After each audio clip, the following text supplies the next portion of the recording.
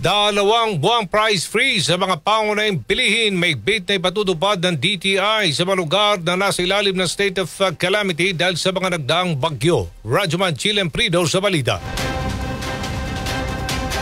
Radyoman Aldo, mahigpit nga na ipinatutupad ng Department of Trade and Industry ang price freeze para sa mga pangunahing bilihin at pangangailangan sa mga lugar na nasa ilalim ng state of calamity. Ito'y kasunod pa rin ng epekto ng nagdaang bagyo kabilang ay itong bagyong Nando, Mirasol at bagyong Opong. Ayon sa Trade Department, ang kautosang ito ay epektibo sa loob ng 60 araw, maliban na lamang kung mas maagang ipawalang bisa ni Pangulong Ferdinand Marcos Jr. Gaya na lamang ng sitwasyon sa Aklan at Masbate kung saan epektibo ang price freeze simula September 26 hanggang November 25, 2025.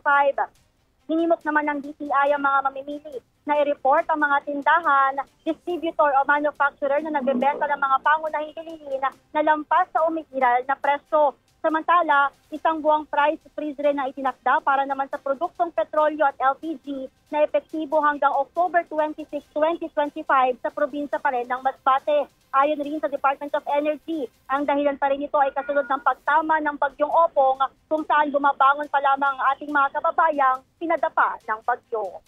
Kasama mo si DZXL RMN Manila, Radyoman Chilen Prido, Tatak RMN. Thank you, Chil.